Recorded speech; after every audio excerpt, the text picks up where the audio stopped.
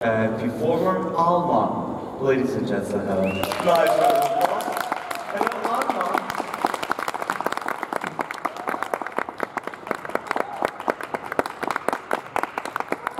So, if you could sit next to me. Right here? Yes. Would you have a mic? Hello everyone. Let's Hello everyone. Probably start by introducing Eduardo. Whom did you bring with you? This is a... Boyfriend. Yes. Alright. He's the head of delegation of France. The end of press conference. Obviously it's not interesting anymore. No. Alright, the head of delegation. Yes. Lovely. Eduardo, grazie. Okay, my first question traditionally is about your rehearsal. How did you feel on the stage? Was it big enough for you? Did you enjoy it? Yes, it was big enough for me. Good. I enjoyed it a lot. I couldn't wait actually to perform, to feel the stage and to be in the real Eurovision atmosphere, because I've been now practicing for months with Mehdi, who helped me so much, and Eduardo as well. And I really wanted to do it for real. So I was really excited, and of course there's a lot of work still to do, because we have to get used to the stage and everything, but it was great. I had a great What time. kind of problems did you have? What did go wrong? Nothing went wrong, but seeing the images, like my posture, when I walk, you know, like some details that you cannot really see if you're not like... Serious. Some camera plans always happens in first rehearsal, and yeah, mainly some, movements on stage. So we are changing some things. Yes. All right. Adjustments. When did you get to Ukraine? Did you have a chance to look around, or did you go straight to the big stage? Not the first time you're here, though. Oh, not the Yes. first time. That's my second time here. First time we went to the flea market, and there was a little church upstairs. It was beautiful, blue turquoise a little bit. But then no, we arrived, when did we arrive? Yesterday? We did. So it was a crazy day yesterday and today. I haven't had the chance to go around yet, but tomorrow I think I can, so I cannot wait. The weather is nice, so that's good. Yeah, the weather is beautiful. It's actually the best time to come to Kiev. Perfect. So now let's have questions from the audience. I know we have someone who's got 5 questions for you. So we start with Alistair from Australia. Australia, hi. Hi Alma, Alistair Loach from Europhile. I found an old interview with yours, it might even be your first, where you, Vu sur le web, where you said that you wanted to start with small audiences and build up over time. And of course now you're at the Eurovision with the biggest audience in the world. How does that feel? How did that happen so quickly? And which do you prefer, the small or the large audience? Thank you for that question. It's true that I've been now, for the past 3 years, I've been a musician and a singer-songwriter, so I've been experiencing small audiences, and I love it because you can really connect with them. And now, jumping from this to that, it's such a challenge, and I really love challenges. Honestly, that's what keeps me going, and it makes me better every time. So it was very scary for me to, I have to admit, be in front of such a big stage and 200 million people. It's such a big jump, but I'm not really realizing it. I'm just enjoying it because it's so crazy, and it just gives you a lot of strength and motivation to be a better person. All right, lovely. Let's have a gentleman from France. Hello. Ask a question again. What is he talking? He basically moved in with us. Hi Alma, I'm Farouk from Requiem magazine. I had the chance to make an interview of you at the beginning of your adventure. So you have worked a lot for the promotion of the title Requiem. What is the most amazing or crazy thing you did during these 2 months? I think I would say the tour for Eurovision, like Israel, Amsterdam, Madrid, and London. It was such a crazy experience. It was démentiel. I don't know how to say that. Because the promo in France was very intense, but being abroad, it's another kind of a promotion, and it was very, very fun. Okay, let's give the floor to the youngest journalist in town. So here, the first row. Bonjour, Alma, DJ Moderator from Radio International. Can you please tell us about your song? You have a music video, and we can see on stage that also in the LED screen, we see dancing all the time. Have you ever done dancing, and why is there so much dancing? I think dancing is a part of the music and the art that we're trying to make. Music and dancing goes beautifully together.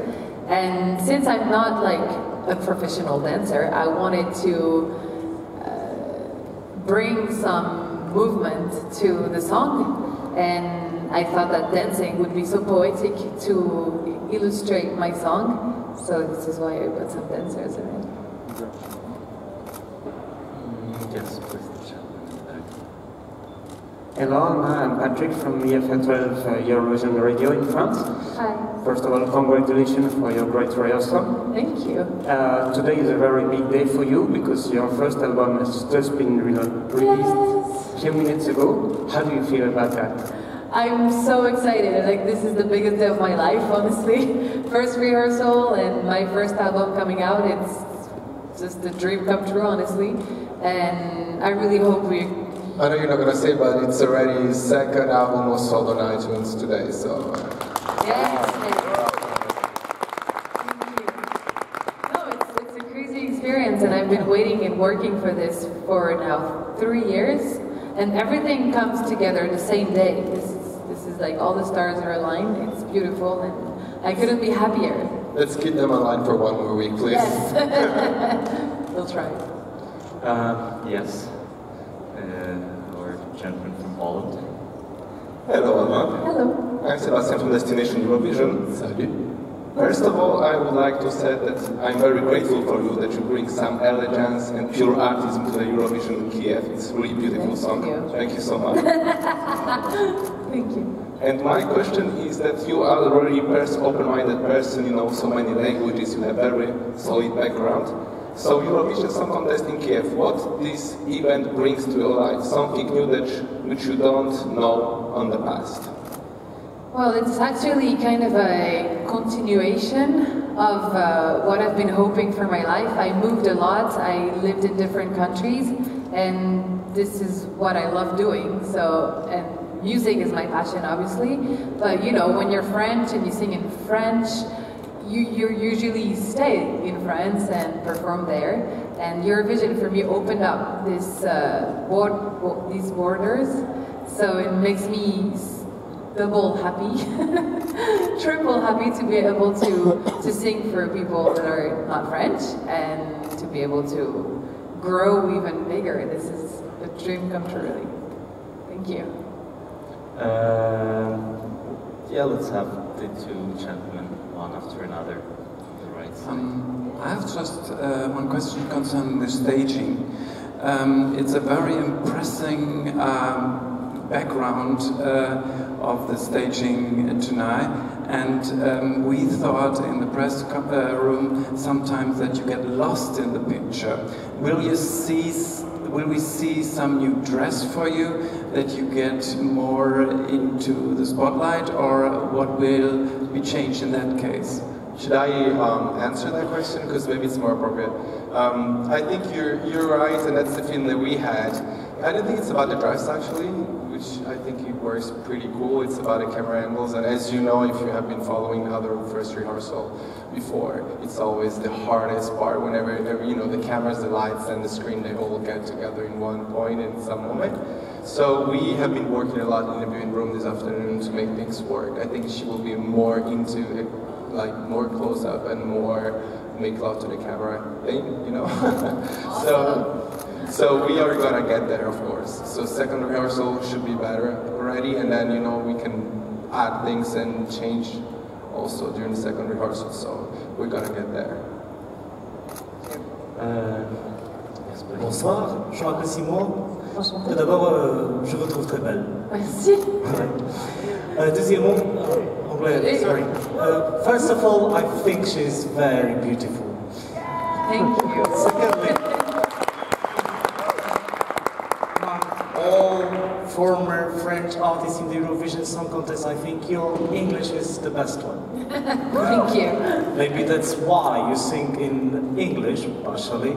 Yes. Je suis désolé. Je ne Very partially. It's okay. Right? Very partially. Mais quand when I heard for the first time about Requiem, it's about the same something sad, actually. And I thought about the song Requiem pour un fou. Yes, I love this song. Oui, je vous trouve.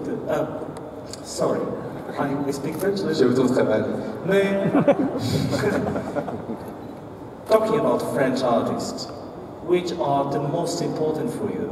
Because for many people, French songs are really, very important part of their life too, and they have something special in lyrics and so on. So Yeah. I'd like to know about your experience with French music. My favorite artist in France, French singer-songwriter, is Michel Berger.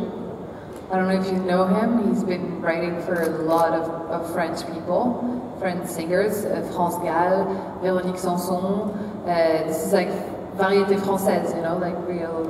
I love the lyrics because I think that's for me, that's what really matters, is the theme of the song and the lyrics, and how easy it is to understand it and to sing along, and like the themes are really deep. So he's my favorite one. Yes, let's go. Radio International. Hello Alma, good evening, bonsoir, JP from Radio International. I found a clip on YouTube that you sang with Mon Semelo together. Yes, Can he you just tell- broke me. Ah, did he? What did he hide you? Sorry? What did he hide you? I'm waiting for you at the hotel. Joking. He just asked me how was my rehearsal. That's nothing. Well, how did this come up that you sing together with him, and what did you sing, and did he give you any advice as a Eurovision winner? You could be the next one. We sang together in Paris, yes, of course. We sang Requiem, and I sang with him Hanging On to Nothing, which is one of his songs that's coming out as well. We met through our label, and we really connected. He's such a sweet person, and he told me about Eurovision that I had to take a deep breath and just really enjoy the moment, because 3 minutes goes bam like this. So this is going to be a memory that you're gonna carry on with you for you and the next generation. My kids, they will be like, oh my god, my mom did Eurovision. This is amazing, seriously. So I really have to enjoy every moment that I'm spending here, and he taught me that. All right, that's how it goes. I have a question about Lisa Angel. I think you worked with her a couple of years before we got to know her at Eurovision. Can you tell us about that? And when she came back from Eurovision, what did she tell you about the experience, and did it put you off? I worked with her 3 years ago on a TV show, that Eduardo actually organized. Was working on the TV show, yes. Yeah. And honestly, I kind of lost contact with her. So, we did like 3 or 4 TV shows, but then I saw that she did Eurovision. Unfortunately, she didn't do great, but I hope everything is good for her. I have no idea. They totally lost contact with her. Yeah, we totally lost contact. Okay, this is about time in your press conference we'll ask you to perform part of your song. Okay. If you would be so kind to pick up. Can someone bring me the lyrics? Someone has the lyrics? I can Google. Does he stand up? Of course, stand up in the center of the stage. You should. Yeah, but however We're you not like. people. votre chanson. Mais toute la chanson? Where's his gun? No, if you can. Do you want to be my dancer, Eduardo? If you can just Do the first minute 30, 1:30. Non, je vais faire. Couplet refrain. Embrasse-moi, dis-moi que tu m'aimes. Fais-moi sourire au beau milieu d'un requiem. Embrasse-moi, dis-moi que tu m'aimes. Fais-moi danser jusqu'à ce que le temps nous reprenne. Ce qu'il a donné, will you take me to paradise? With you nothing ever dies. You take my smile and make it bright. Before the night erases the light, I won't go below silver skies. The only dark is in your eyes. On pleure mais on survit quand même. C'est la beauté du requiem.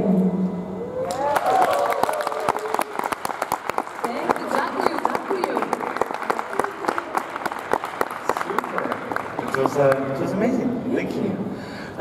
Well, now since you guys inspired again, let's have a couple more questions. Gentleman in the back, all the way in the back, standing there. Yes. Hi, Alma. It's Joseph from the Czech Republic. I have a question. I saw your version of Requiem with a French rapper. I think it was M14, his name. Oh, MB14, yes. Yes. And how this version came out? How this idea arisen? And did you at some point intended to take him maybe with you here to Kiev to have your version of Requiem and more special for the Eurovision? Oh, that would have been a great idea. But actually, I really love the guy. He's, I think, very talented. And we happen to be connected by some people. And when we thought about, like, who do you want to sing your song with?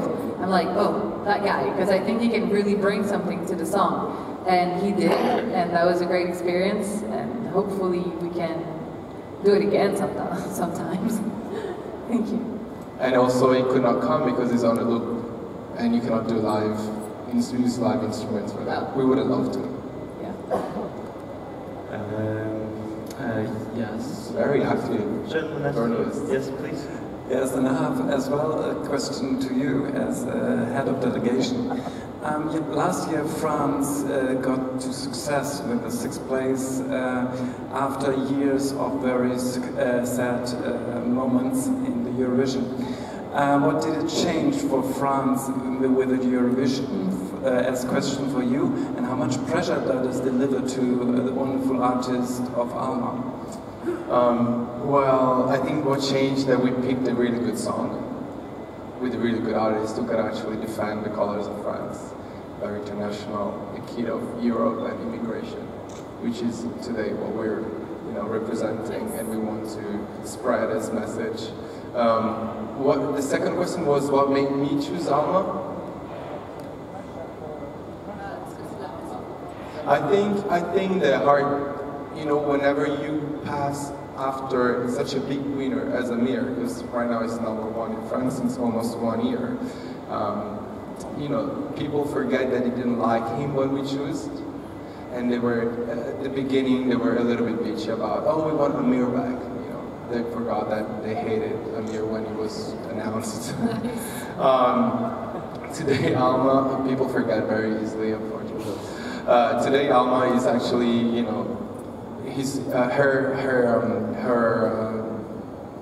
yes, she can answer that question.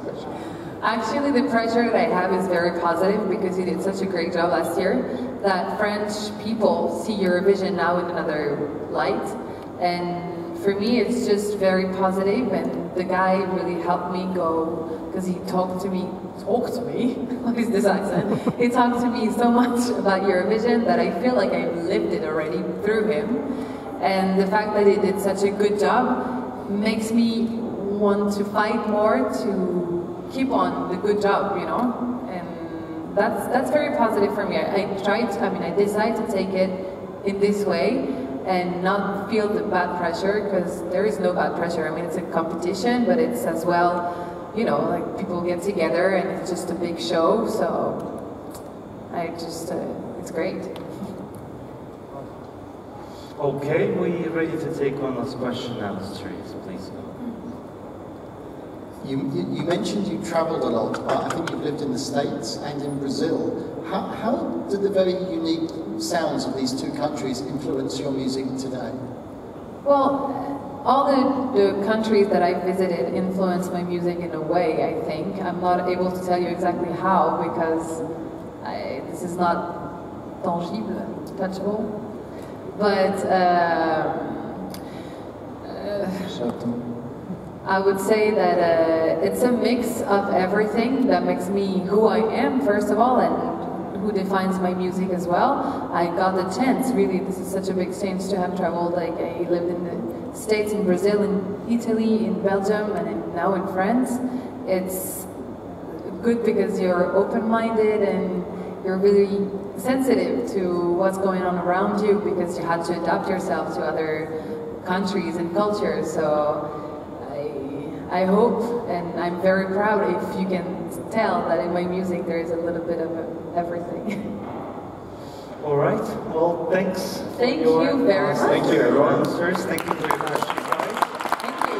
Today, we invite Alma to photo stand for pictures. Let's go. So go.